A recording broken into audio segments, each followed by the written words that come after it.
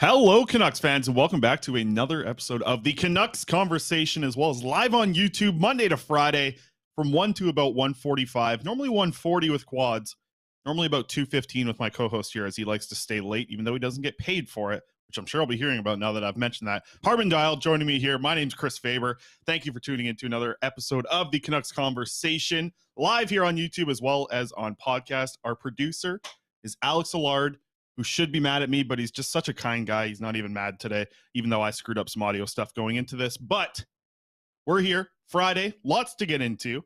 But I also want even more to get into. Harm, you brought this up. You love the YouTube, right? You're a YouTube guy. You fall asleep with it. You wake up in the morning. You're like one of these 5-year-olds who's addicted to their phone. YouTube, YouTube, YouTube. And you said, okay, not when I wake up. Okay. And not falling asleep to it. But yes, in general. You like, I know what you like. You're YouTube. You are a learner on YouTube. You like to learn stuff. I know you love that. That's your thing on YouTube there. But you mentioned, let's get the chat going, right? Like let's get the chat. I see names in here. I see all the time. I can see exactly how many people are watching all this time. And I see a lot of the same people commenting. I see a new one in here as well. But any question in the chat, we want to get to it. So I'm going to keep the chat running. I'm going to try and focus on the chat. We do have some topics to get to. We have some audio. We have some beautiful visuals cooked up by me, because I do so much work behind the scenes on this show. Harm, you don't even know. You and Quads do the exact same amount of prep throughout the week for this show. You guys just show up here. You guys are just the talent, which I appreciate. And by the way, I don't know how this show's going to go. Day 5 for me. Actually, I think it's day 7 in total. But all throughout the week, no energy drinks this week, Harm. Hell yeah, you don't like when I'm drinking the energy drinks. I'm just doing about like 5, 6, 7 cups of tea every day. Go. Which is, it's been good. I like it. I'm a tea guy now. I like a little honey in there. Mm-hmm. What are you're not a big on drinks. Like you like water, but like in general, water. Is there any drink that like excites you? Like you're like, oh nice, I get to have a like no, not like really. It's I mean, I would pick you as a Diet Coke guy, maybe. You know these people that are like addicted to Diet Coke? No. Like they have it? No, like maybe down the road you'll evolve into it. No. So nothing, just water. You like your smoothies. Oh yeah. Okay, there you go. That's I mean, I don't right. love drinking those smoothies, but I mean, breakfast shake in the morning, I like drinking that one. It's like the easiest way to get a ton of calories in, and it takes me like 5 minutes to make. And then a veggie smoothie in the evening, because with kale and all these fruits and vegetables, because I otherwise don't eat vegetables. I'll eat fruits otherwise, right? But that's the only way I'm gonna get any type of greens in me. So yeah, I'm all about that health. Do you have is there a like, I guess it's not a restaurant, but like these fast food joints that are now like smoothies, is there one that you like, or are they all just like bad? Because if you make like a basic one, you're here for the greens. Dude, most of them are ripoffs. I swear, because sometimes I'm on the road and I'll go to like a Booster Juice or something, or in Montreal around the time of the draft, there was a place and it's like $8 for a smoothie, and I'm like, dude, I make this at home every day. The margins here are ripoff, so I'd rather just kind of make it on my own. That way, throw some protein powder in there, blueberries, almond milk. Someone told bananas. me that using, like you mentioned, almond milk. It might have been you. Did someone tell me they were using like orange juice as the base liquid? No, that's not me. Not you. Somebody told me that. Sound good. I couldn't believe it. It was like they were like, like spinach, blueberries, orange juice, and I was like, that is not. No, that's definitely not me. No, that sounds like something you would throw up in the morning after a hangover or something. Let's get right into the chat. We got a question in the chat already from Prodigy 2100. What do you think a potential return for Miller would look like if the Carolina rumors are true? Potential return from Carolina. And I tell you, I think we've both said this in the past. I know that you've said it, or we've talked about this on the show. Like, moving on from Miller is a rebuilding move. And if the Canucks are seriously looking to rebuild, that's a lot of cap off your books for the future. Right, so I don't even think the return really matters. What you're getting back Agreed. from Carolina. Carolina is interesting because they've made it clear that they're not going to give up a significant haul for a rental. They have a lot of cap space this season, obviously, because Max Pacioretty is on LTIR, probably the most of any contender. And they also have a strong prospect pipeline, which means that they can bank on ELC contributors coming up. Not to mention they have a bit of a window here where I want to pull it up here because I think it's really interesting. Sure. Well, yeah. In today's NHL, the thing to keep in mind is people look at the ages of their core. And they're like, oh, most of the scorers in the mid-20s or whatever. And so they've got their window is forever. And that's true to a certain extent with some teams. Like people will point at Colorado. But to win in today's game, you need to have, and I've mentioned this so many times, you need absolute steal contracts with your top players. And so those contracts with your top players, like that's a window in and of itself. Like you look at Colorado winning last year with Nathan MacKinnon. MacKinnon at 6.3 or whatever he was making on his last contract is way more valuable of an asset than MacKinnon at 12.6. Now, you'd love to have Nathan MacKinnon regardless, but it's like when you have all these bills coming up due, that's when you have to shed your depth. That's why a team like Colorado went all in last year at the deadline, because they knew that, okay, yes, we have this really talented core, but this is a very like tight window. And the reason I bring that up is because with Carolina, they have a number of their top players on pretty, like they've got a 2 or 3 year window where it's like you got Sebastian Aho this year next at under 8.5. Svechnikov, they're fine with long term. Natchez in at the end of next season, he's been having a killer breakout year. He's only making $3 million right now. Slavin's got only 2 seasons left after this one at around 5.3. Shea and Pesci, who've been absolute studs on their second pair, are both right around the $4 to $5 million range, and both of them are going to be UFAs at the end of next season. So they've got a really unique window, and they've said that they want to add a player with term, and you know that they need the elite sort of goal scorer to replace the fact that they don't have enough of that oomph. Now, it's interesting because on the one hand, I'm like, it's not Carolina's MO to pay big contracts for guys that are going into their 30s, right? Like they've always shed those guys. Like last offseason, they let Trocheck go. They let Niederreiter go. They've let Dougie Hamilton go. So like my initial thought was, I don't see why they would be interested in Miller, but it's when you talk interesting. about like, the money though, it becomes interesting. I think, which is like, and think about where they're at right now. They're number 1 in the Metro right now. Like they're a very strong team this season, but the way that you kind of set it up, and even making it comparable to Colorado, is would next year be an all-in year for Carolina? Yeah. And if so, adding Miller for this playoff run isn't going to hurt your chances. Yeah. And then you get him next year on the first year of that contract. That's where it starts to have the risk involved because the next contract is there. But if next year's an all-in year for this Hurricanes team, could be a serious option. Like it could be. I think the JT Miller trade talk is kind of, I feel like I've passed it by. Like I haven't really thought about it actually being something possible that could happen.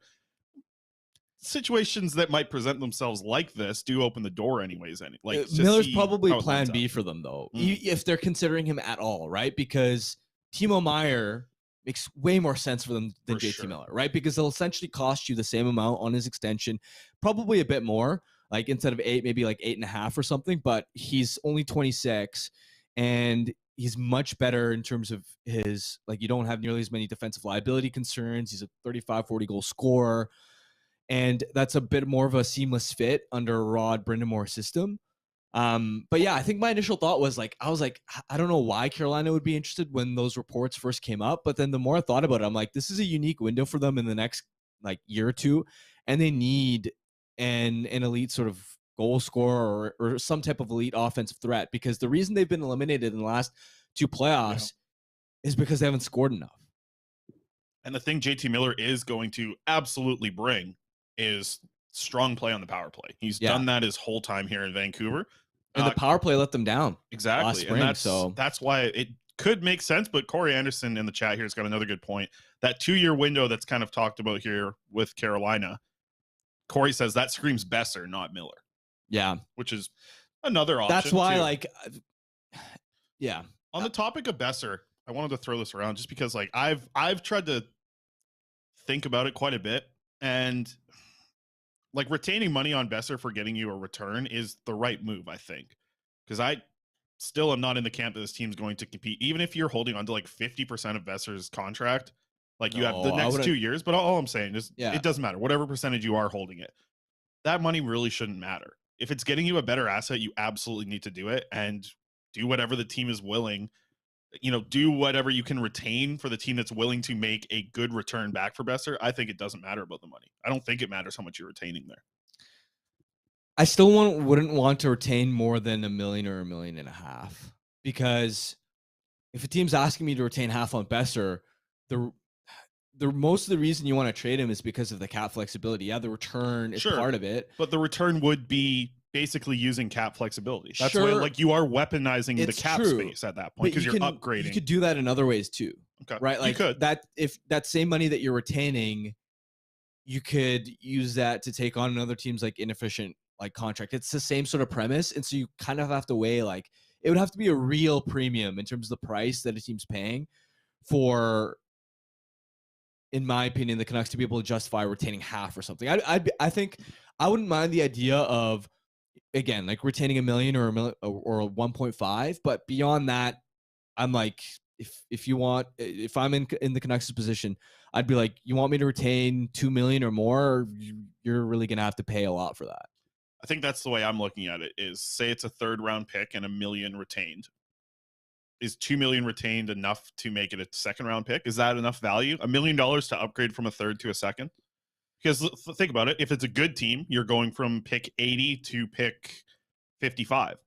Like, that's a pretty good jump in the draft. Do you pay $1 million for that for, I guess, over 2 more years? So $2 million total. Like, I don't think that's a bad deal to move up that many picks. Might not be. I think you'd have to do, like, I'd have to do the comparables on just exactly how much money is worth and look at what other contracts teams are looking to move. Like, for example, also depends on your timeline, right? Because there have been reports out there that Ottawa is looking to kind of dangle a 2nd round pick for the Zaitsev contract, which is higher in salary, but it's only until next season.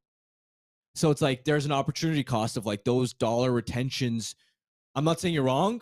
I think you just have to pit it against what are all of your options. What's the goal of? Would you rather take on a really high number, like a $3 to $4 to $5 million contract through next season, but it's only through next season, or something like Boeser where you're retaining half and it's a more modest amount, like in the $2.5 million range, but it stretches 2 seasons beyond this one. Right. So you kind of total money still needs to be looked at, is what you're kind of saying. Like, and like also like when you think you're going to accelerate, when you think you're going to actually want to use that cap space for yourself, not having it anchor you down, kind of thing. 100%. Okay. I don't know. I look at it as like if there's enough to gain from the extra retaining, to me it's like a bird in the hand is worth 2 in the bush, right? Yeah. Like actually just getting the deal done and weaponizing cap space, which is like I think it's something we've seen with the Vancouver Canucks. They have not weaponized their cap space. But how easy is it going to be right now in the NHL with how the cap actually is? Like if you have cap space, I don't think there's anything more valuable. The other thing you have to keep in mind is you only have 3 retention slots. Right. So you'd be burning one of yours, and you think about, for example, there are a lot of players, like you look at Anthony Beauvillier, right? UFA at the end of next season, he's going to be rental. Why? Like you'd probably want to retain on him at next year's deadline and look to move him for whatever you can, right? An asset. Same sort of thing if you go out and there are other players, like whether it's a Connor Garland, do you want to retain on him? That's actually like, I think the retention slot is what I'm thinking about. Because, for example, with Garland, I think his contract is harder to move than Boeser's. And if you're going to tie up like many years of having one of your 3 retention slots used, I'd almost want to use that on Garland because that's going to be a harder contract to move.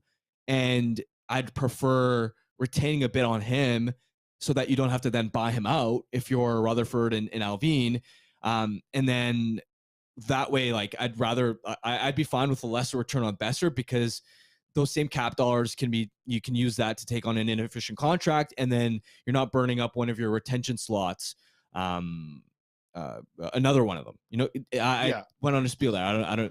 I hope you can get what I mean. No, I do. It's interesting because I think in the end, if you want to hold on to that retention spot for Garland, it's back to the point of you look at it as total money, right? In the end, how much total money coming off the books is how I kind of am looking at the situation of like the retention spots, because yes, the total money between like holding Boeser for 2 years compared to one player for 1 year, there's a difference in how it affects your cap, because $5 million hitting your cap next year is something that you can use for quite a bit for a return just simply on the market.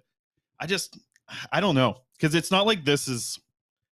I also think the retention spots I wouldn't worry about too much. I don't think you're going to be up to 3.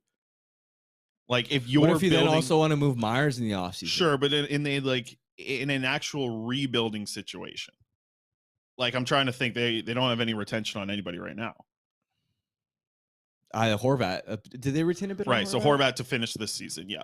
Yeah, they did. So that would be the only one I think on the books right now. Either way, interesting topic. And I think we're going to know a lot more in the next couple of weeks here about the Boeser situation. Yeah. Couple more in the chat here asking about Ethan Bear. Let's see, who do we get that from? From Liam and from Billy. Two different questions. Does Ethan Bear re-sign here? And at how much average annual value? And then Billy asked, could Bear be a trade chip at this deadline? You want to start with the money? You want to just kind of spitball what you think, what I think on the money here for Ethan Bear on a contract? Because I'm thinking, I've said this in the past, he feels like someone to bet on long term. Like I think if you can go 4 or 5 years with him at a lower cap hit or a cap hit that you feel good about, especially with the cap going up, I would do that with Ethan Bear. He feels like a new age defenseman on the right side. I don't think he's your top pairing guy down the road, but he works with Quinn Hughes to a decent amount. Their chemistry, I think, is developing over the past few games. I think he can be a solid guy in your bottom 4 if that's where he ends up landing in a year or two. Like I just don't know how different it would make making it a 2-year deal to a 4-year deal, how different you are with a cap, and if you want to take that gamble. I wouldn't personally. I like what Ethan Bear's brought, but ultimately I think he's a third pair defenseman on a good team. And a good third pair D, don't get me wrong, but if you're building forward and you're trying to envision what you want your blue line to look like when it's good, look, we like Ethan Bear's skating. We like his ability to retrieve the puck. I can't count on him enough defensively in terms of some of the reads that he makes. Fair. And some of the brain fart situations you have, which, I mean, to be fair, you see with most of the defenders on this team, he's a useful guy for sure. He's been their second best defenseman since he came here, but that's a really, really low bar. And so to me, I think he's a number 5 on a good team. And so because of that, I'd look to re-sign him short term just because I'm like, he can eat minutes and he can sort of, like you said, give some minutes next to Hughes until you maybe find that long-term answer and be a bit of a stopgap. And he can play in your top 4 while you're sort of in this, whatever project you want to call it, a rebuild, a retool. A lot of number 5s are pinch top 4 guys. I think that's what you can look at him. Yeah, like he's the sort of guy where if there's an injury, you want like totally fine in the top 4. If you're rebuilding, totally fine in your top 4. But the reason I'd be hesitant to commit 4 years is because let's say by year 3 or 4, you're looking to be competitive again. I guess it would depend on the cap hit, right? Because that's what. What if he's like a 2 million guy, for example, just hypothetical number, but on your bottom pair?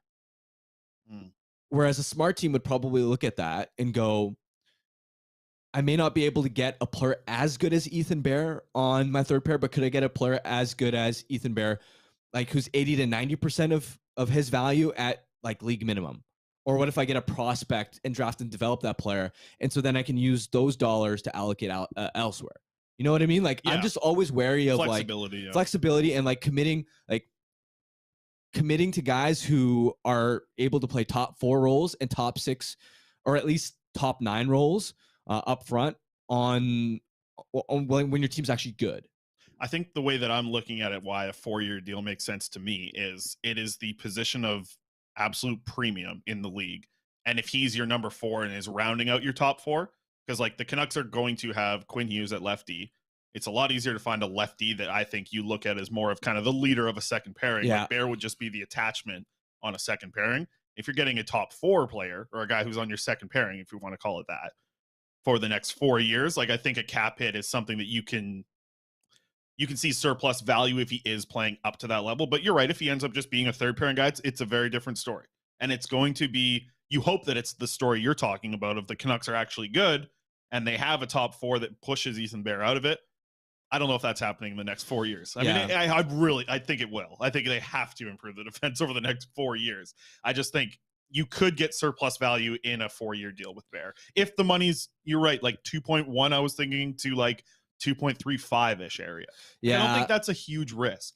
Yeah, I disagree. I can see the logic, but I just feel that he's a third pair defender on a good team. And because of that, I'm a little wary. That's it. I'm still like, I still think that if you can get him re-signed at something like 2.1, 2.2 times 2, that's something I would do because then you can kind of do what you did with Luke Schenn, right?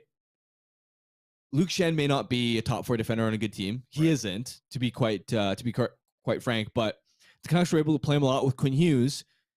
play him in the top 4, juice his value. Now he's worth probably, he might be worth a second-round pick at the deadline this year.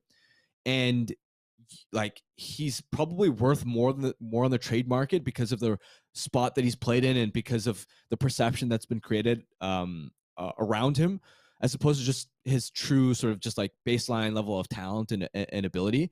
And so with Bear, the reason I like a 2-year bet is because you have those 2 years where you still have that flexibility to where I still don't think there's a long enough sample size to where a team's going to give you a second-round pick for Ethan Bear right now, for example. Yeah. Like he hasn't proven enough, right? It was only last season that he was a healthy scratch on the outside looking in. But if you give him 2 years of rebuilding his value and he's a number 4-5 and he's spending time with Quinn Hughes, then you're giving yourself the flexibility to, okay, he's also on a shorter term contract, which would be easier for teams to take on. You open up flexibility to where you can deal him in 1 or 2 years, or if he's proven it to you that, okay, maybe he is better than you thought, or at least better than I thought, then you can commit to him and he'd still be relatively 27 young. he's 25 right now. So yeah, 2-year deal. I think you might be right with the 2-year thing. I just think that if you hit, you're landing on, and the Canucks for me haven't taken enough of these bigger swings. And this isn't even the spot where it's a big swing. Like I look at Höglander as an option for that. Podkolzin's next deal, take the big swing on one of these players, but maybe you want to go more in that direction with one of those two guys in the end anyways. It's just, I think getting a little bit outside of the square of how this team has operated would be something to explore anyway. The other thing I'd say is the Canucks should try and make a decision ahead of the deadline in terms of, are they going to keep or re-sign him? Right? Because he's got arbitration rights. He's played a decent amount of minutes this year, and his QO is already going to be 1.8 flat. So he's got a pretty decent case. So if you're the Canucks, you almost kind of have to treat him as a pending UFA, where you either re-sign him before the deadline for a deal that you like, or you flip him, I don't know, for what, 3rd round pick, 4th round pick. Yeah, something. Which would be higher than what you paid to get him. 100% sure he's enough. worth more than the 5th round pick they gave him. They gave up for him. It's nice to just wipe your hands clean with the thing and just like take the better return in the end. Like the Canucks could get a very easy win out of it. They've got a win already. It's a win-win. Right? Exactly. They've got a win already with what they traded for Ethan Bear. You could double up on that win a little bit and get a little bit more of an improvement. I mean, that is a good thing that they could do. And it's another outside the box thinking there. I do got to bring up as well, I forgot to mention off the top, brought to you by the great folks at Montana's. And by the way, folks, get your stuff coming in the chat here. We'll try and get to some more stuff here in the chat. We know that people have been home during the pandemic. It's time to bring back the viewing party at Montana's. Head down to Montana's, where the game is always on and the daily deals are there to keep you full. On Mondays at Montana's is half-price wings. Tuesday, kids eat for $2. Wednesday, all-you-can-eat ribs. Thursday is the drink specials. And I haven't gotten an email about our gift card because I do believe it's going until 5 o'clock tonight. Head over to the Instagram account. You can win $100 gift card to Montana's. Check it out. All the information up on our Instagram account right now. You have to like the post, follow Montana's, follow Canucks Army, and then tag your friends in the comment of the pinned post over on Instagram. Before we get back to the chat, I do want to bring up kind of an audio clip here from Rick Tocchet talking about the process of this team, because it is on the ticker. Alex wants us to get to the ticker. I know he loves that thing. We'll get back to some questions here in the chat in just a little bit, but maybe we'll just get the audio up here. I'll make sure I do have Alex's audio up, which I do now. Alex, maybe we can just hear the Tocchet on the process right now, and then we'll just react off of this, because I found this just an incredible quote about where the Canucks are at right now with their season. So here is Rick Tocchet talking about the process. Well, it's very difficult. I mean, you're on the fly. I know people want results, and I'm worried about the other stuff. The results will come if we do that stuff. We're not going to win hockey games if we forget about the process. You just can't. That's why the other day I had a pretty good practice. Maybe some guys retired last game. Maybe that's why we lost I don't know. I don't care. I mean, we have to go through this process, and we have to go through the pain. You can't be caught in between.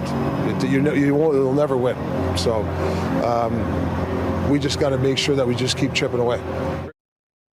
I loved it because if you latched onto the words that he said around process and about losing and about being in the middle, like just an excellent quote. And there was, by the way, a Zamboni going on in the background there. Apologies for that on the audio clip.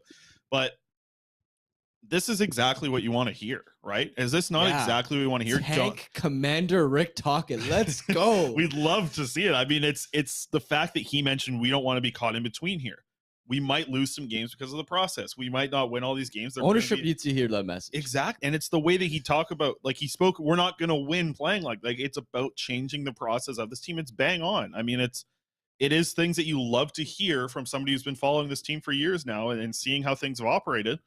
Yes, the process needs to change. How often do we talk about something like, I always find that if you just have good process in things, and as long as your process is locked in and you have good process, no matter what it be, it can be hockey, it can be life, it can be anything. If you have good process, something decent is going to come out of the end, or at least the best chance for something decent to come out of the end is going to come when you have good process. And if the Canucks can fix their process or just work on the process of how they're icing NHL players, like that's a huge thing for this Canucks team moving forward. If they're able to just work on the process this season, I would, if the process improves this season and they lose every game of the year, that's an ultimate win, right? Like if you can improve the process, how you play hockey, how you are a Vancouver Canuck, what teams around the league are saying about you when your team comes in, and they're not saying you're soft, that you're actually now finishing your checks, that you're not spinning off of these players. If you can do all of that, that is the biggest win that the Canucks could have this season. This is also the difference between a coach who has a leash versus a coach who is lame duck and know he has to coach for his next job, right? Because you think about the 2021 campaign in the All-Canadian division where just a disaster year, and Travis Green had his expiring contract and he was ultimately renewed, but he felt that he was obviously having to grind out and coach for every win, right? And you could see it in the micro decisions. Young players wouldn't really get much of an opportunity until really, really late. The lineup decisions, he was still riding his top guns consistently. It would have been the same thing under Bruce Boudreau, right? And I think that's one of the advantages is Boudreau would have been looking at that and going, I got to squeeze every win possible because people are looking at the situation, whereas Tocchet has the luxury of time and can essentially say, I don't care about the wins and losses right now. All I care is about trying to change the character and the mindset of this group so that they are more resilient, so that they care about defense, so that they don't have third periods like they did against the Red Wings at home ice where you just give up, you stop playing, which we saw too often under Boudreau and Travis Green as well, which tells you that it's not a coaching thing because we've seen it under three head coaches.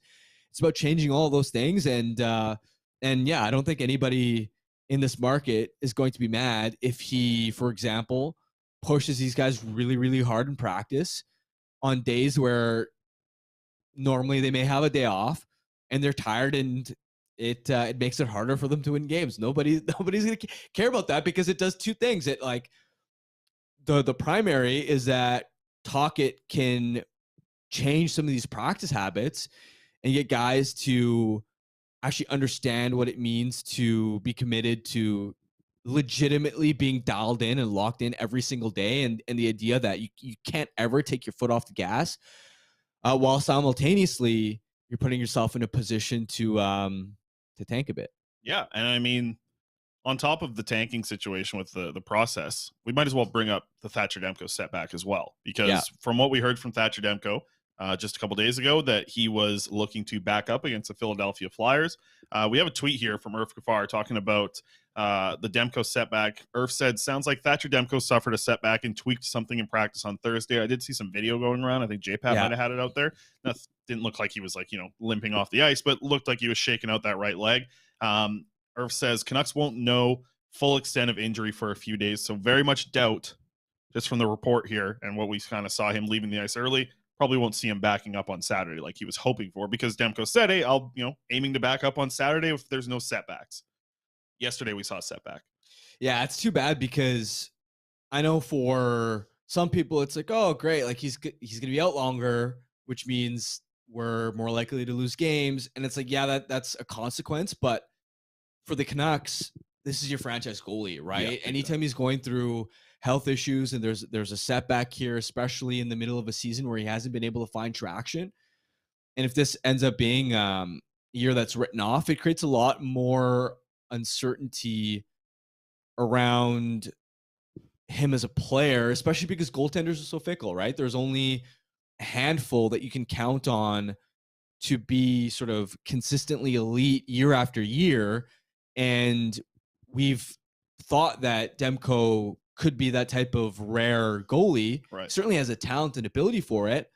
But now it sort of raises the idea of there's just a little bit more uncertainty around it, right? And this, like, you see it with goaltenders all around, right? Like how volatile they are. Jacob Markstrom was a Vezina nominee last season. He's been such a liability for the Flames this season. Even you look at Igor Shesterkin, one of the best seasons of the salary cap era from a goaltender. Last year, .935 save percentage. He's been good. He's been above average, but he hasn't been elite by any means. He's rocking a .915, and we saw him against the Canucks. He was looking pretty ordinary, right? And this is a player who's tabbed as probably the second best goalie in the league right now, behind Andrei Vasilevsky. So you see the highs and the lows from goaltenders. I mean, a player like Connor Hellebuck last season had a pretty ordinary season, and then now he's sort of back into, all right, he's just top 5 goaltender. So it creates, hopefully this is a case where it's only a minor setback and we can see him later in the season, provided that, of course, you're still cautious about bringing him back the right way. But yeah, it's you really feel for him, especially with I'm sure he would have liked a chance to sort of rebuild his confidence and end the season on a bit of a higher note for him individually. Yeah, I think it's going to be difficult to see what happens here, because you're right. Like, for the tank, shutting him down is the best thing. For his future, what is the, like, I don't know if him really if he's not fully healthy, he shouldn't be playing. For sure, I agree. And it's not like they're rushing him back. They've given him this extra time, but now there's been a setback. How many more setbacks do you just say till it's like, oh, shut it down? Like, the season doesn't matter. So is this setback enough to just say, okay, just shut it down? Let's reset everything, come back next year. And that's when we're worried about our goaltender, because yes, this is a full year loss, but it's not like he's in a prime. No, maybe he is. He is in a prime spot of developing as just being a consistent NHL starter day in, day out that you trust. And that's why I agree with you. I think the goaltending, not even market, just the goaltending world is so volatile, where it's hard to really understand how the stock is going. It's worse than crypto, watching these guys up and down. Like, I think the goalie market is everyone says goaltending is voodoo. Like, it feels like that. Oh yeah. With a lot of these goaltenders in this situation, and Demko maybe was building something before the injury, but it felt like this. I don't know. I look at this whole season. I don't think it's bad to just write it off. It's not. Yeah, I'm just more hoping that it's one of those things where it maybe tweaks something, but then the next day you feel better, right? Okay. And I just hope that it's not one of those injuries where there is a significant setback just for his sake individually. But I agree with you overall that, look, if there's any level of uncertainty, if there's any doubt, these games don't matter, then absolutely shut him down. But obviously I'm hoping that it's optimistic, that he feels great really soon, and that you'd still hope that there's a responsible way to give him a bit of action. But if shutting him down for the rest of the season is what it's going to take, then we'll see what happens. We'll see the update, because when Rick Tocchet was speaking initially, didn't seem like he was too concerned. But of course, that was right in the aftermath. He probably didn't have a lot of intel on the exact scope of the situation. So we'll just have to wait to see on an update, and you just hope for his long-term future and the Canucks' long-term future that it's not something that compromises his future. Yeah, absolutely. And I think shutting him down may be the best option for that exact way. Not just the tank, but for that as well. If there's any level of risk, you do it now. Another question to the chat. We talked about him a lot yesterday. Do you know anything about the Canucks? Not necessarily the Canucks end, but just Jake Livingstone is the top kind of NCAA right shot defenseman coming out, Minnesota Mankato. Do you know anything about the player? Do you think the Canucks this is a main target for them in the NCAA market? Well, he should be, because he's been great in the NCAA, fits the exact sort of need that the Canucks are looking to fill. And I know from NCAA players' situation, the biggest thing that they're usually looking at is, and it sometimes differs from player to player, but typically what they'll do is they'll sit down with their agent and they'll build out a depth chart of like, okay, what are all the teams that are interested in me? And they'll look at positionally. Okay, if I'm a center, what's their organizational center situation looking like? What's a team's, in the case of Livingston, is a right shot defenseman. He's going to be looking at every team's right shot defense situation and going, what's the best way for me to sort of be able to crack an NHL lineup? And that's where the Canucks have an advantage, because they only have one defenseman signed beyond the season in Tyler Myers. They have such a desperate need for young talent there. They don't have any prospects who are immediately ready to graduate. And it matters a lot, even from like, yes, you also want to make the NHL, but even from a financial perspective, right? Right. You pay off those student loans. Well, yeah. I mean, the difference on a 2A ELC, like when you sign it, is like let's say it's like 750, 800, 900,000 versus if you're in the minors, it's 70K. Right.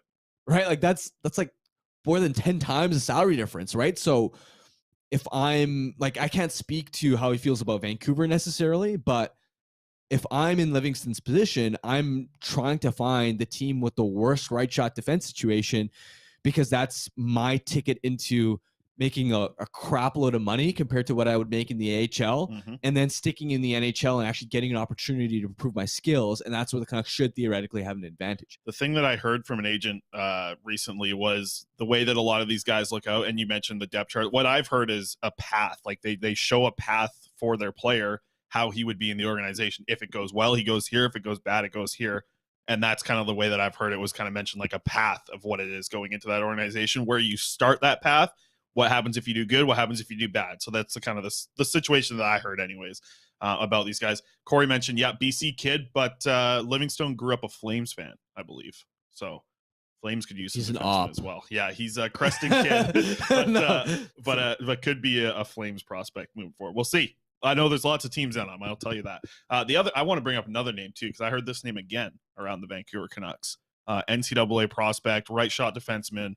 Heard about him twice now that the Canucks are around. Sam Malinsky is a 5'11" right shot defenseman, captain of Cornell. He's had a really good offensive season. He's also played really well in big games, which is the thing that I've heard. The Canucks were at some of those big games. They had some scouts in attendance for those, or at least we're aware of it. I think Sam Malinsky is the other name to watch. Right shot guy, 5'11". The other thing the Canucks should be trying to sell when they make these pitches is that they've had successful right shot college free agents come in and make an NHL impact. Obviously, not all of them have worked out, right? Like we saw Brogan Rafferty, Josh Teves was a lefty. Both of those guys didn't work out, but Rafferty still got some NHL games to sort of prove himself. He still got an opportunity. It's not like he was buried in the minors forever.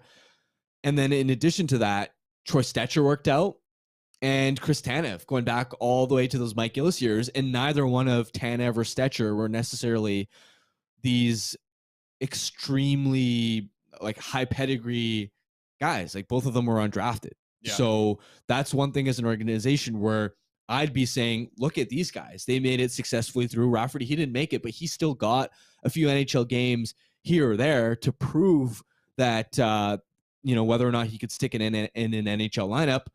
That's what I would be selling as well. And that's the other thing we said on the show, which I think is the biggest selling point, is basically to add on to what you just said. But it's like, does any other team have a guy named Quinn Hughes who plays as good as he does in the NHL? It's like, hey, you might get a chance to play with this guy. Like you could very easily get a chance to play with Quinn Hughes to finish this season, perhaps. Not to mention also, you're looking at a player development staff that now includes, well, first of all, the assistant coach is Adam Foote. Let's talk about a right shot defenseman that had a great NHL career. You still have Sergei Gonchar in a part-time consultant role, and he did wonders with some of the defensemen over there in Pittsburgh. He has a stellar reputation. Plus, on top of that, you got the Sedins who are part of the player development staff. Like that's like talk about a star-studded group of former NHLers to sort of work with. That would really excite me, and so hopefully that can work in the Canucks' favor. Yeah, lots of. At least like a lot of open doors here for these NCAA prospects. I think the Canucks are going to be active. I think Ryan McAllister is the other name to watch too. Forward, Ryan McAllister, 40 points, I think, in 31 games right now in the NCAA. Guy's ripping it up in his first year in the NCAA too, coming out of the A. Ryan McAllister, forward. Watch that one. All right, let's move on to, let's see. I don't want to skip Kuzmenko because we skipped him again yesterday. So we'll just spend a little bit of time here on Andrei Kuzmenko. and his situation with Rick Tocchet. I've talked about it a lot this week, so I'm kind of just going to put it on you here, Harm, a little bit. Where do you think Kuzmenko goes from here with Tocchet? Because they seem like Tocchet really likes that he's coming up and he's approaching him and wanting to do video work. It's clear that also Kuzmenko does a lot of things that I'm going to guess Rick Tocchet wouldn't have done in his day and age when he was playing. Yeah. So you have to be able to work with the strengths of Andrei Kuzmenko. You have him here now extended for 2 more seasons. He's willing to learn, which is great. It's not like there's a bad relationship there. I think that that's something that was kind of being mentioned a lot. He's in Tocchet's doghouse. People are saying, like the relationship's not going well. I don't think that's it. I think they're just working on getting him to be more of a Tocchet player, and he's willing to do it. And I think now, specifically with Sergei Gonchar being around, who can help teach you what you're trying to be taught from a coach is one thing. It's probably hard when it's coming in a second language. When Gonchar is speaking your language and telling you what is expected, I think that's a big boost. I know we've mentioned Gonchar and Foote a little bit already. I agree. I think they're both very good for the organization that they can be in here. We'll see what happens moving forward, but specifically with Kuzmenko, I think Gonchar is going to be a big help. Yeah, well, overall with Tocchet, I'm not too worried about how it's unfolded. I think the key was, I believe it was the Detroit game where it had been maybe 3 games of Kuzmenko being among the forwards with the least ice time, at least at 5-on-5, and then in the Detroit game, I think he ended up being second in 5-on-5 ice time. Right, that I think was key because it was a sign of, okay, I've sent you the message. I want you to implement some of these things that I'm trying to teach you in terms of being more consistent with your puck management, not always going for the home run play. And in that game, the lone goal they scored was the Sheldon Dries one, and it was off of Kuzmenko making a great tip into space. Right, that's sort of play where I'm sure Tocchet looks at it and goes, that's like that's proof of concept right there, that you don't always need to try and make a home run play, that you don't always need to try and like dangle a guy at the offensive blue line, that sometimes a tip into open space when you don't have space to make a play can work out just as well, right? And that led to an assist on that goal. And then, Jesus, the way he played against the Rangers, what a game. Yeah. The spins, the turns. So for him to still have that confidence, and then he still played some decent minutes against the Rangers, I think was a positive sign. And from Tocchet's side too, like Kuzmenko's going to compromise a little bit in terms of playing a bit more responsibly, but I think Tocchet's going to have to compromise a little bit too in terms of his expectations of how a forward should play, because Kuzmenko's different. Like, he can do things that other players on this roster can't. And I know, for example, that Tocchet spoke about when he put Podkolzin on that line with Pettersson, the idea that he wants someone on Pettersson's line who can play north-south, and he doesn't like play more direct, and he doesn't seem to like the spins and turns and the east-west play as much. He hates spins so much. Tocchet brings it up a lot. But it's like, yeah, okay, there are moments where Kuzmenko can dial it down a little bit, but like, don't take away his creativity either, right? Like, there are things he can do where it's like, for example, when you bring up this idea that you want Pettersson playing north-south, and I agree to a certain extent that can work, but the east-west has also worked with Kuzmenko on that line. So I think Tocchet should have an open mind too, and I think he will. And I'm at least glad that in the last couple of games he's found traction, because that I think has been what's quelled at least any of the minor concern that I had. I think it's like, you want to let Kuzmenko cook, like you want to let him cook, but Tocchet needs to make him cook something else almost. Like, you want to just let him be able to do these things, but just do it a little bit more into the system and how you want to see it playing. And then I think he's going to be rewarded from that. If we saw power play one time last game, we saw him play with Pettersson a little bit last game, like, all those things will come, and that's going to help him even better. So if he does make that more about the process, the way that we've kind of heard Tocchet talk about it already, if it's about the process with Kuzmenko, at least he's willing to commit to the process. The fact that he came out and told us yesterday that, like, Kuzi's coming up to me and saying, like, I want video. It's like, great. And like, it's not like he's pushing back at all. And I think that was kind of the thought process, it felt like last week, of like, Tocchet doesn't like Kuzmenko, all this stuff. It's like, no, like, I think he likes him. He really likes the kid. He just doesn't love the way that he plays. Like, and that's fine. Like, you can change things. That's a fine thing to have between a player and a coach. And I think we're going to see some changes. For sure. And it is such a tough balancing act, right? Because there absolutely are details in terms of, like, one of the things in defensive zone coverage that I've noticed is that at least going earlier into the season, that I kind of just forgot about because it's like you don't notice it unless you really look out for it, is a lot of times it'll just be stationary. Yeah. Doesn't really move, doesn't really close on guys, and it doesn't immediately lead to a breakdown. So that's why you kind of like don't really notice it. But those are the small things that on a winning team, like when you talk about when this team's actually going to be good again and raising the standard, those are the little things that a coach will want to expect from everybody. And it can't just be a situation where it's like 9 guys are buying in. Like you need, or 9 forwards are buying in. You need all of them to be part of that process. And I think that's a mindset that, Tocchet probably has. But on the other hand, like nobody wants him to sort of be a dump and chase player either. So we'll see. It's going to be one of the more fascinating things to monitor moving forward. Yeah, lots of stuff to get into in the final bits of the season. Hey, wrapping it up, I put it in the ticker. Good vibes.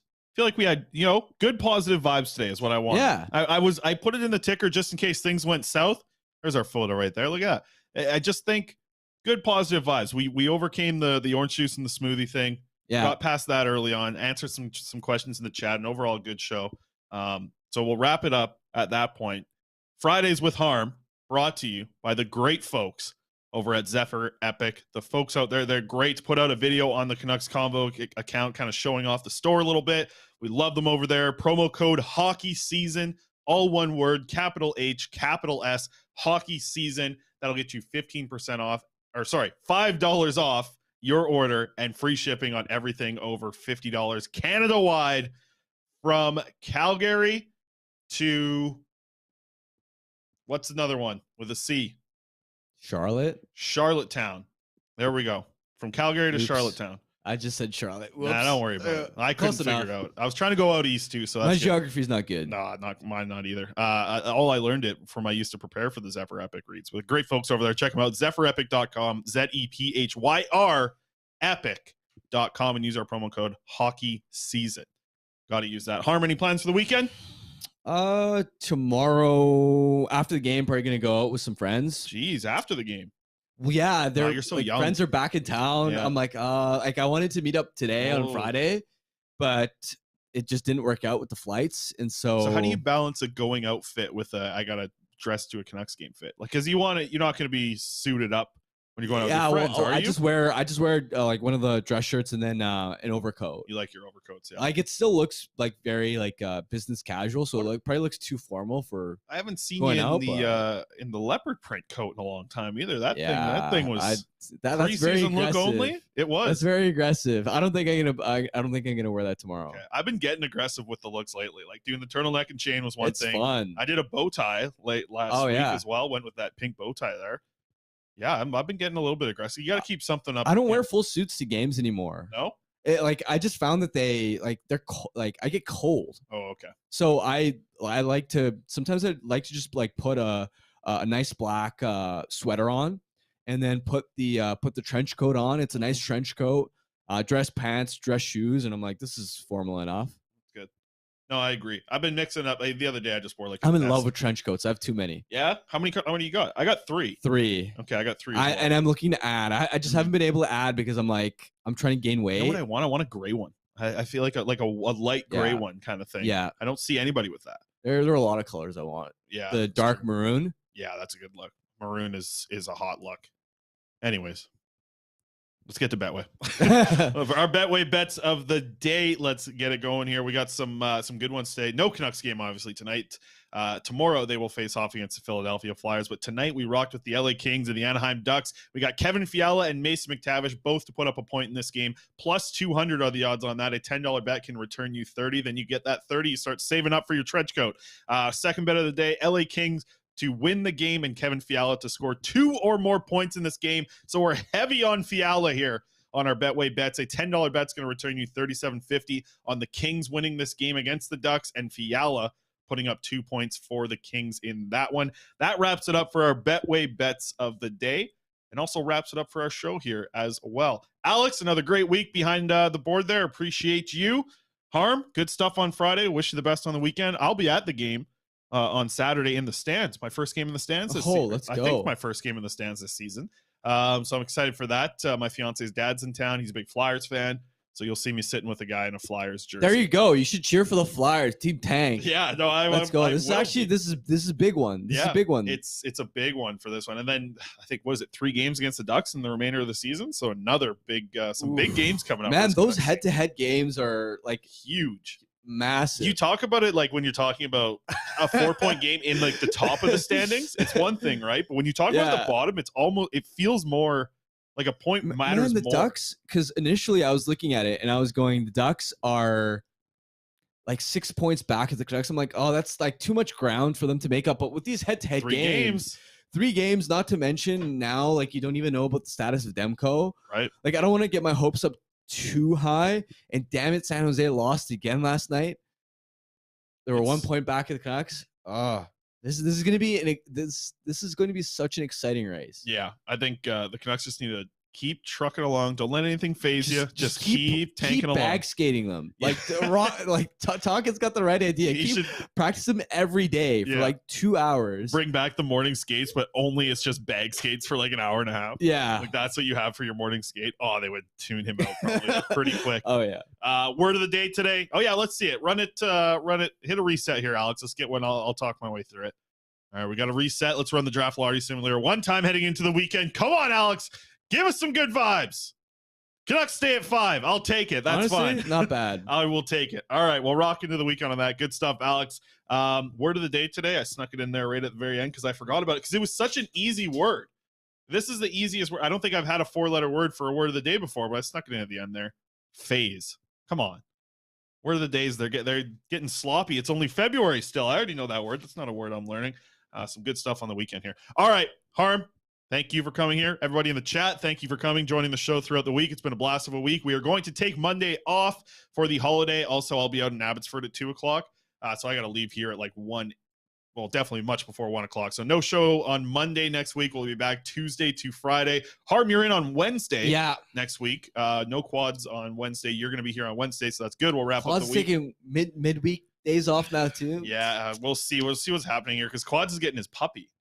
Very soon. Okay, I think it's like a couple weeks away here. So no more live show in person. He's gonna have to stay at home for it. He might need more days off with taking care of a puppy. I'll tell you. Yeah, here comes Moneybag Harms. Appearance fees here. Yeah, you want to be here more often. We'll see what happens. But appreciate you. Appreciate everyone in the chat. Everybody listening on podcast. Thank you very much. We're gonna take Monday off, like I said. We'll be back next week, Tuesday to Friday. Oh, I hear Alex pump something on. You got something, Alex? Yeah, just go subscribe to your YouTube here, the Canucks Army. That's right. Forgot about it. YouTube. We passed 400 subscribers, and I saw you say smash a like on the video if you're still watching here. I see 29 people. There should be 29 likes. I see all 29 of you there. Like the video. I want to see it pop up live here as we're going. But yeah, be sure to subscribe to the Canucks Army. Even if you're just a podcast listener. If you're just a podcast listener, we're going to have a lot of clips, a lot of shorts, a lot of stuff up there on YouTube so you can kind of enjoy it. I know we're going to work on getting some of the prospect updates and the highlight situations. Those are all going to be up there. So you'll be able to kind of watch the video, the stuff that doesn't show so well in the podcast. And I feel sorry that the podcast listeners have to go through that. But just, the fact that you can hop over here onto this YouTube channel, it's at Canucks_Army. You'll see it there. All of our videos are going to be posted there. And as soon as we keep moving a little bit here, we'll actually have the live show brought over there. We have not hit our goals that the company asked for us up to this point of growing that channel. So we need to do a better job pumping this thing. Head over to it. The link's in the description of this YouTube video. And if you're listening on podcast, just head over there and throw a subscribe if you get a chance. It's on YouTube.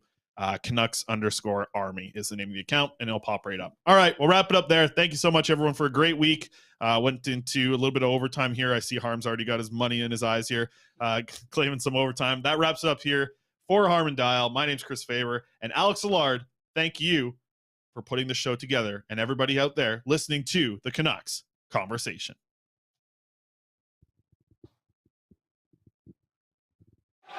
Thanks for listening to Canucks Conversation. Hit the subscribe button to never miss an episode. How about keep it to a thank you, Jim?